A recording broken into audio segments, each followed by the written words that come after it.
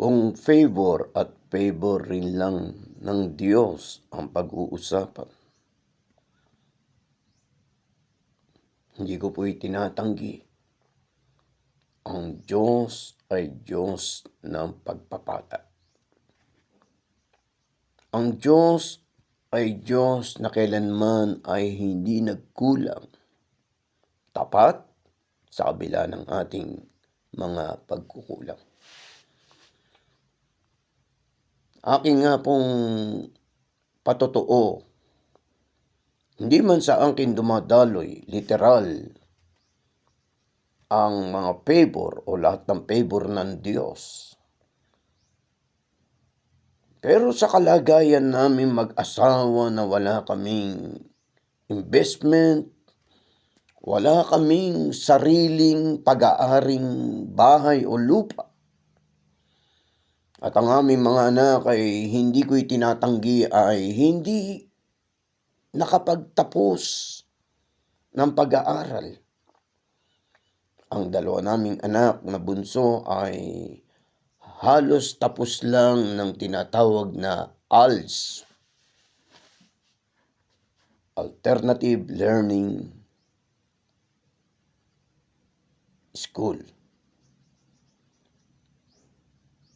Pero ang favor ng Diyos, dahil sa aking pagbabantay sa unang pag-ibig sa Diyos, pasanin ng krus ang hiwaga ng katwiran ng Diyos, bantayang itakwil ang sarili,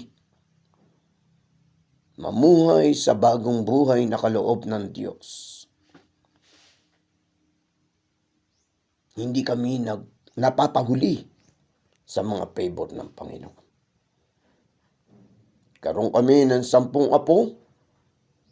Yung 2 bunsong apo na tapos lang ng ALS, na parehong single mother. Purihin ang Diyos! Ang Diyos ay Diyos ng himala. Ngayon, nagpapaaral doon sa pangalawa. Sa bunso ay 4 ang pinag-aaral. 2 ang kolehiyo.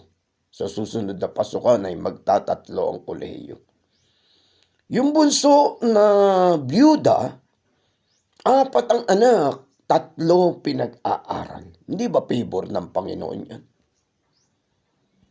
Hindi ba favor ng Panginoon na wala kang kinakatok? Hindi ka dumudulog sa sinumang politiko. Hindi ka nagsusulisit.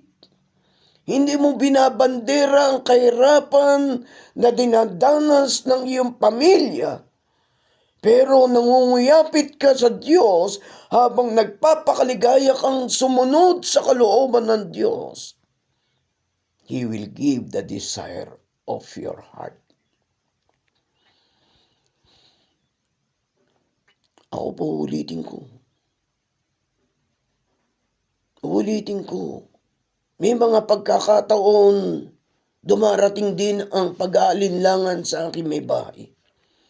Dumarating din ang takot sa aking mga anak. Pero sa biyaya ng Diyos, hindi lamang ako nakikipagbuno sa paraan ng pananalita, kundi sa kapangyarihan ng Diyos ay binabantayan ko maging patotoo sa kanila. Kaya ang paglakad ko sa pananampalataya ay sapat na mag-ilaw sa kanila. Hindi kami pababayaan ng Panginoon.